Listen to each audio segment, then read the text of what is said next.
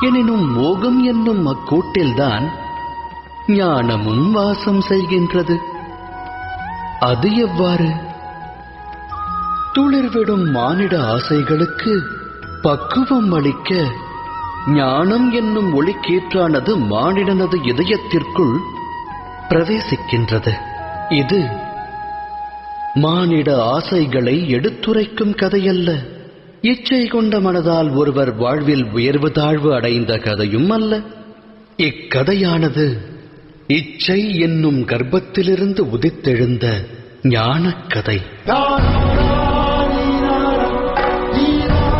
எனது நாமம் வாசுதேவ கிருஷ்ணன். நான் செல்லவிருக்கும் யாத்திரைக்கு தம்மையும் அழைக்கிறேன்.